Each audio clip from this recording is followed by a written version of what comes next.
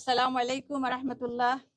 This is the first time Bangladesh জামাতে ইসলামী মহিলা wings থেকে আমরা এসেছি। This is the first time যে বিষয়টা আজকের ইস্যু হিসেবে আমরা নিয়ে এসেছি। আপনারা সবাই অবগত আছেন, সারা বাংলাদেশে আমাদের মা বোনদের উপরে যে হামলা হচ্ছে, আমরা সেই প্রতিবাদ করার জন্য এখানে এসেছি। সমস্ত বাংলাদেশের সমস্ত মা বোনদের পক্ষ থেকে বাংলাদেশ জামাত ইসলামীর মহিলা বিভাগ আমরা এসেছি, ছুটে এসেছি। আমরা ঘরে বসে থাকতে পারিনি।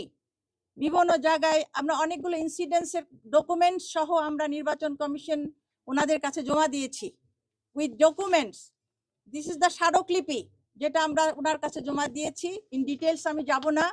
মূল কথা আমি যেটা বলতে চাই সেটা হলো, বাংলাদেশের 50% মহিলা আমরা মেয়েরা আছি। এই ইলেকশনে আমরা চাই আমরা সবাই পার্টিসিপেট করব উইথ কারেজ এবং উইথ ভালো একটা পরিবেশ, সুষ্ঠু একটা পরিবেশে আমরা ভোট দিতে চাই। কারণ গত 15-16 বছর আমরা কেউ কিন্তু ভোট দিতে পারিনি। সুতরাং এই ইলেকশনটা আমাদের জন্য খুবই গুরুত্বপূর্ণ। সেই ইলেকশনে আমাদের বোনদেরকে প্রতিহত করার জন্য আমি মনে করি একটা গভীর ষড়যন্ত্র চলছে। যেহেতু 50% মহিলা আমরা আছি, সেই প্রতিবাদ করার জন্য আমরা এখানে এসেছি। আপনারা জানেন বাংলাদেশ জামাত ইসলামী মেয়েদের সম্মান করে, নারীদের মর্যাদা অধিকার প্রতিষ্ঠার জন্য তারা আপ্রাণ চেষ্টা করছে। আপনারা জানেন আমাদের 43% আমরা ওমেন রিপ্রেজেন্টেটিভ আছি বাংলাদেশ জামাত ইসলামীতে। আমাদের অ্যাডভাইজারি কমিটি, আমাদের এক্সিকিউটিভ কমিটি, সেখানে আমাদের মোর দ্যান 40% ওমেন আমরা রিপ্রেজেন্ট করছি। সুতরাং এই অর্গানাইজেশন নারীদের মূল্য দিচ্ছে, সম্মান দিচ্ছে এবং আমাদের অধিকার দিচ্ছে। এই অধিকার সম্মান যাতে সারা বাংলাদেশের সমস্ত নারীরা পেতে পারে, এই মিশন এবং ভিশন নিয়ে আমরা এগিয়ে যাচ্ছি। আলহামদুলিল্লাহ, রুরাল থেকে আরবান এরিয়া সব জায়গায় কিন্তু আমাদের প্রতিনিধিত্ব আছে। আপনারা জানেন যে আমাদের প্রত্যেকটা জায়গায় আমাদের মেয়েদের মধ্যে, নারীদের মধ্যে কাজ হচ্ছে। আমরা তাদের লিডারশিপ ট্রেনিং দিচ্ছি, তাদের মধ্যে মানবিকতার কাজ যারা করতে পারে তাদেরকে ট্রেনিং দিচ্ছি। এবং আলহামদুলিল্লাহ বাই দিস টাইম আমাদের পরিচয় আমাদের সাধারণ নারীরা পেয়ে গিয়েছেন। এবং যারই ফলশ্রুতিতে এই বাধা আসছে, কিছু মহল, আমি নাম বললাম না, কিছু মহল এই অ্যাক্টিভিটিসকে পছন্দ করছে না। তারা মনে করছে ইলেকশনে যদি নারীরা কোনো দিকে ঝুঁকে যায় তাহলে এটা তাদের জন্য ক্ষতির কারণ হবে। আমি মনে করি এই প্রতিহিংসার কারণেই তারা আমাদের উপর হামলা চালাচ্ছে। আপনাদের মাধ্যমে আমরা প্রতিবাদ জানাতে চাই এবং আপনারা সঠিক চিত্রটা তুলে ধরবেন। আমাদের বোনদের উপরে কেন অত্যাচার হচ্ছে টু দ্য পয়েন্ট আপনারা অ্যানালাইসিস করেন, দেখবেন যে তারা আমাদের উপরে হামলা করছে। আমরা কখনো কারো উপরে কোনো সহিংসতা বা কোনো খারাপ কথা বলছি না। সুতরাং এই দাবি নিয়েই আমরা এসেছিলাম। নির্বাচন কমিশনের সামনে তাদের দৃষ্টি আকর্ষণ করেছি যে আপনারা নিরপেক্ষভাবে এ ব্যাপারে আমাদের সহযোগিতা করবেন এবং আমাদের সুষ্ঠু পরিবেশ সৃষ্টি করে দেন, যাতে করে 12 তারিখে আমাদের বোনেরা, মায়েরা সুন্দরভাবে ভোট কেন্দ্রে যেতে পারে এবং সুন্দরভাবে তাদের মতামতটা ব্যক্ত করতে পারে। কারো মত এবং তার চিন্তাকে বাই ফোর্স আঘাত করে আমাদের এই গণমানুষের, নারীদের অধিকারকে কেউ রুখতে পারবে না। ইনশাল্লাহ এই সাহস আমাদের আছে। যেখানে এই বাধা আসবে আমরা সেখানে প্রতিরোধ করব ইনশাল্লাহ। কেউ মনে করবে যে নারী অবলা, আমরা অবলা নই। আমরা সে সাহসী মহিলা, আমাদের ঈমান আছে, বিশ্বাস আছে, আমরা সৎ কাজের প্রতি আমাদের দৃঢ় এক আন্তরিকতা আছে। আমরা ঠিক সেইভাবেই আমরা আমাদের মতামতকে ইনশাল্লাহ প্রতিষ্ঠিত করব। এ ব্যাপারে কোনো বাধাকে আমরা বাধা মনে করব না, চ্যালেঞ্জকে আমরা অতিক্রম করব ইনশাল্লাহ। এই দোয়াই আপনাদের কাছে চাচ্ছি এবং আপনারা আমাদেরকে সহযোগিতা করবেন ইনশাল্লাহ।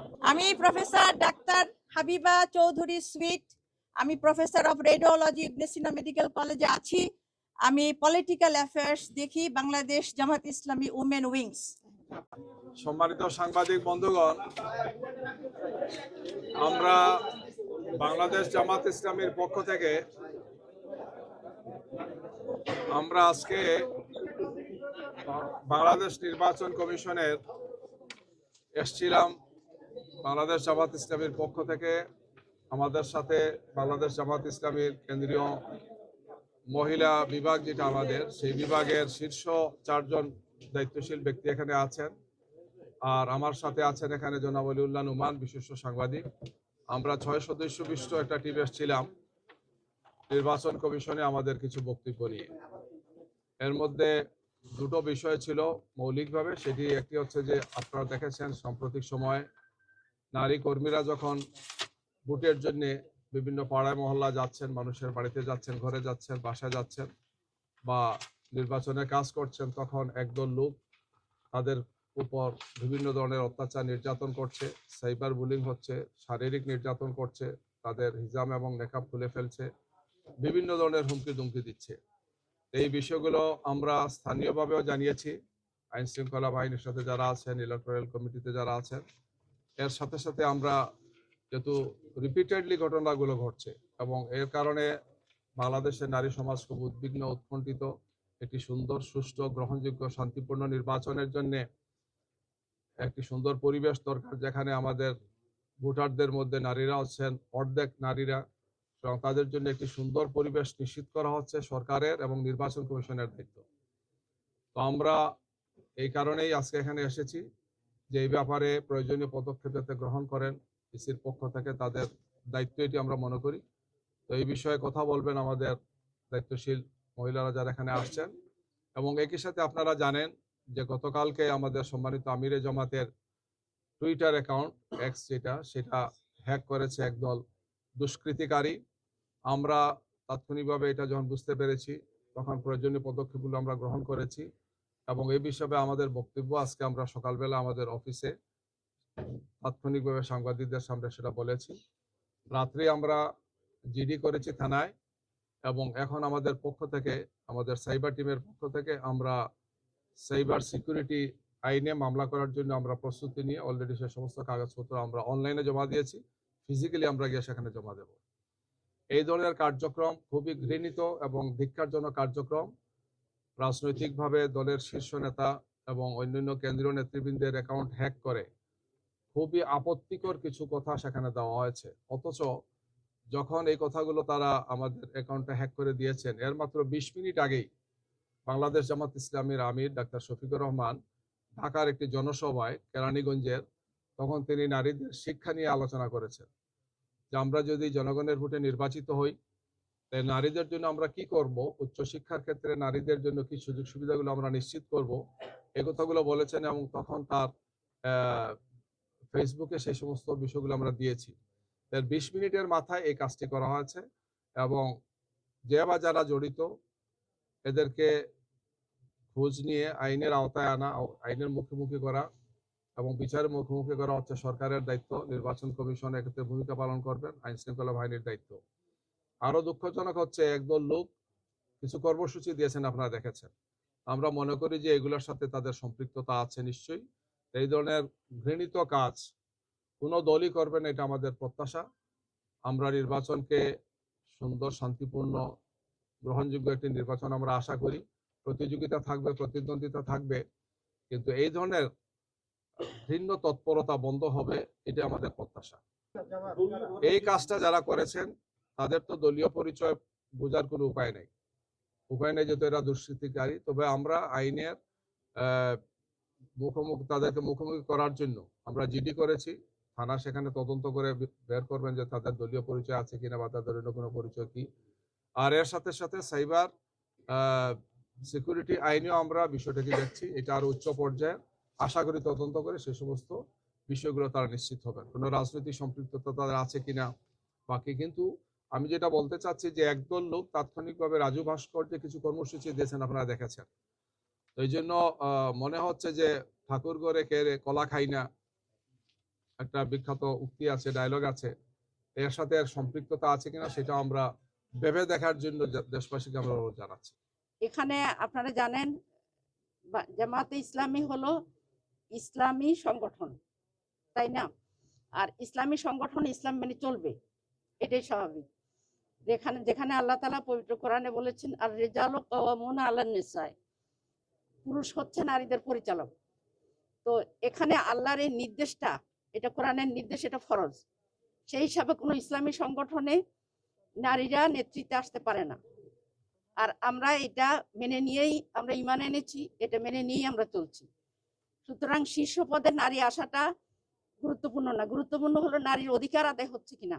আপনারা দেখছেন বাংলাদেশের গত 54 বছরে 2 জন নারী প্রধানমন্ত্রী দীর্ঘদিন ছিলেন, কিন্তু নারীদের সমস্যার কি সমাধান হয়েছে? নারীদের প্রতি সহিংসতা কি কমেছে? নারীদের অধিকার কি আদায় হয়েছে? তাহলে শুধু নারী শীর্ষ পদে থাকলেই যে একটা কিছু হয়ে যাবে, কথা তো ঠিক না। বরং নারী হোক আর পুরুষ হোক, যিনি মানবিক হবেন এবং মানবিক মর্যাদা দিবেন নারীদের পুরুষদের সবাইকে, আমরা এই ধরনের নেতৃত্ব চাই। এই জন্য শীর্ষ পদে আমরা আসাটা জরুরি মনে করি না। আমি প্রথমেই বলেছি, আমার নাম নুরুন্নিসা সিদ্দিকা, আমি বাংলাদেশ জামাত ইসলামী মহিলা বিভাগের সেক্রেটারি। ধন্যবাদ দিতে পারি। একটি সুন্দর, সুষ্ঠু, গ্রহণযোগ্য নির্বাচন করার জন্য যাকে যেখানে দিলে ভালো সেটা তারা করবেন। আমরা দেখতে পাচ্ছি একটি দলের একদম বিভিন্ন পর্যায়ে দায়িত্ব দেওয়ার ক্ষেত্রে চিহ্নিত একটি দলকে সব জায়গায় দেওয়া হচ্ছে, এবং ওনারা এসে বারবার বলছেন যে এই জায়গাতে দেওয়া যাবে, ওই জায়গাতে দেওয়া যাবে না। কিন্তু ওনাদের দলীয় নেতা কর্মীদেরকে দিয়ে ইসির দায়িত্ব পালনের ক্ষেত্রে মাঠ পর্যায়ে আমরা দেখতে পাচ্ছি। আমরা এগুলো ইসিকে দৃষ্টি আকর্ষণ করেছি যে আপনারা কোনো অবস্থায় এদিকে হেলবেন না, ওইদিকে হেলবেন না, আপনারা একদম মাঝামাঝি থাকেন, থেকে আপনারা দায়িত্ব পালন করেন, নাইলে এই নির্বাচন নিয়ে প্রশ্ন দেখা দেবে। এই জন্য যারা এই অভিযোগগুলো করেছেন সেটা সঠিক নয়, এবং আমরা মনে করি যে ইসিকে তার নিরপেক্ষ ভূমিকা পালন করতে হবে, এবং নির্বাচনকে সুষ্ঠু করার জন্য তারা অবশ্যই আরপিও এবং বিধিগত যে বিষয়গুলো আছে, বিধিবদ্ধ যে বিষয়গুলো আছে, সে সমস্ত বিষয়কে সামনে রেখেই তারা দায়িত্ব পালন করে। দুটো বড় ঘটনা, বিশেষ করে শরীফ উসমান আদির হত্যাকাণ্ড 12 ডিসেম্বর আপনারা জানেন, আর গত 28 তারিখ আমাদের আরেকজন ভাই শেরপুর জেলার একটা উপজেলার সেক্রেটারি রেজাউল করিম, হাফিজ রেজাউল করিম হত্যাকাণ্ড, দুটো এই হত্যাকাণ্ড সহ যে ঘটনাগুলো ঘটেছে, এটা লেভেল প্লেইং ফিল্ড এবং একটি সুন্দর শান্তিপূর্ণ নির্বাচনের পক্ষে মারাত্মক ধরনের অন্তরায়। এর সাথে আমরা বিভিন্ন সময় এসে বলেছি, আজকেও তাদেরকে দৃষ্টি আকর্ষণ করেছি আমরা ইসিকে, যে নির্বাচন কমিশন মাঠ পর্যায়ে যারা দায়িত্ব পালন করছেন তাদেরকে নিরপেক্ষ হতে হবে, বস্তুনিষ্ঠ ভূমিকা পালন করতে হবে, নির্মোহভাবে তাদেরকে থাকতে হবে। অন্যথায় নির্বাচন নিয়ে প্রশ্ন দেখা দেবে, নির্বাচনের গ্রহণযোগ্যতাটা প্রশ্নবোধক হবে। আমরা আশা করি এখনো সময় আছে, তারা লেভেল প্লেইং ফিল্ড নিশ্চিত করার জন্যে এবং একটি সুন্দর সুষ্ঠু নির্বাচনের জন্য গ্রহণযোগ্য পরিবেশটাকে এনশিওর করার জন্য তারা ভূমিকা পালন করবে। জনগণের যে বিপুল সমর্থন আমাদের দিকে, পুরুষ মহিলা সবার যে সমর্থন, এগুলোতে ভীত হয়ে তারা এই সমস্ত কথাবার্তা তারা বলছেন। এটা সুস্থতার কোনো লক্ষণ আমার কাছে মনে হচ্ছে না। আমরা তাদের সুস্থতার জন্য দোয়া করি। আমাদের কোনো প্রচারণাই রাতের অন্ধকারে না, দিনের বেলায় হয়ে গিয়ে আমাদের আমিরে জামাত ডাক্তার শফিকুর রহমান প্রতিদিন যাচ্ছেন, কমপক্ষে মানে একটা জেলাতে কমপক্ষে যাচ্ছেন প্রতিদিন। ইতিমধ্যে তিনি প্রায় আজকে সহ প্রায় 35টি জেলা তিনি সফর করেছেন। 35টি জেলা তার সফর হয়ে গেছে আলহামদুলিল্লাহ, এবং একাধিক সমাবেশে বক্তব্য রেখেছেন, সবই তো স্পষ্ট। এছাড়াও আমাদের নায়েবে আমির বৃন্দ, সেক্রেটারি জেনারেল, কেন্দ্রীয় নেতৃবৃন্দ যাচ্ছেন, বক্তব্য রাখছেন। এই সমস্ত কথাগুলো ইলেকশনকে, নির্বাচনকে প্রশ্নবিদ্ধ করার জন্য একদল লোকের বা একটা দলের আমি মনে করি যে একটা অপপ্রয়াস, এটা মোটেই সঠিক নয়। আমরা অনেকগুলো অভিযোগ করেছি, আমরা ইসিকে দৃষ্টি আকর্ষণ করেছি যে ইলেকটোরাল কমিটি সহ জুডিশিয়াল ম্যাজিস্ট্রেট যারা আছেন বা আরো যারা দায়িত্বে আছেন, আমরা অনেক ক্ষেত্রে দেখতে পাচ্ছি যে কার্যকর কোনো ভূমিকা নিচ্ছেন না। ওনারা নোট নিয়েছেন, বলছেন যে আমরা এই সমস্ত বিষয়গুলো যেখানে যেভাবে বলা উচিত, ইলেকটোরাল কমিটিকে তো আবার ইসি গাইড করতে পারে না, যেহেতু এটা বিচার বিভাগীয় বিষয়। তারপর আমরা দৃষ্টি আকর্ষণ করেছি আপনাদের যেখানে বলার সুযোগ আছে আপনারা বলা উচিত, মানুষ সেখানে বিচার পাচ্ছে না। এই যে নারীদের উপর সহিংসতার বিষয়গুলো আমরা প্রতিটি বিষয়ে সেখানে বলেছি, তো তাৎক্ষণিক অ্যাকশন নিলে পরবর্তীতে এটা হতো না, কিন্তু রিপিটেডলি হচ্ছে, একটার পর একটা এই ধরনের ঘটনাগুলো ঘটছে। তো এক্ষেত্রেও ইসির পক্ষ থেকে তারা ভূমিকা পালন করবেন। আপনাদের মাধ্যমে আমরা দেশবাসীকেও জানাতে চাই যে এক্ষেত্রে সবাইকে দায়িত্বশীল ভূমিকা পালন করতে হবে। ধন্যবাদ। আমরা একটি সুন্দর, সুষ্ঠু, শান্তিপূর্ণ নির্বাচন আশা করছি, এটা জাতিরও প্রত্যাশা। যেহেতু এটি কোনো সাধারণ নির্বাচন নয়, অর্থাৎ অন্যান্য সময়ের মতো শুধু একটি জাতীয় সংসদ নির্বাচন নয়, এই নির্বাচনের সাথে আমাদের দীর্ঘদিনের সংস্কার কার্যক্রম, যেটি আইনি ভিত্তি পাবে, এটি গণভোট আছে, যে গণভোটে আমরা আশা করছি দেশবাসী গণভোটকে হায়ের মাধ্যমে তারা জয়যুক্ত করবেন।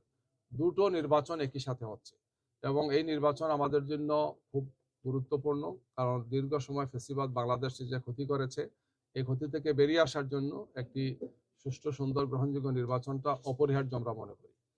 যে বা যারা করছেন তারা নিঃসন্দেহে যদি জাতির কল্যাণ তারা চান, শান্তিপূর্ণ একটি বাংলাদেশ চান, তাইলে তাদেরকে এই নীতি থেকে ফিরে আসতে হবে। তারা একটি সুষ্ঠু সুন্দর নির্বাচনের জন্য একটি ইতিবাচক ভূমিকা রাখবে, এটা আমাদের প্রত্যাশা। আমরা এই বিষয়গুলোকেই নির্বাচন কমিশনকে আমরা অবহিত করেছি এবং বলেছি যে এ ব্যাপারে আপনাদের দায়িত্বশীল ভূমিকা পালন করা উচিত আমরা মনে করি।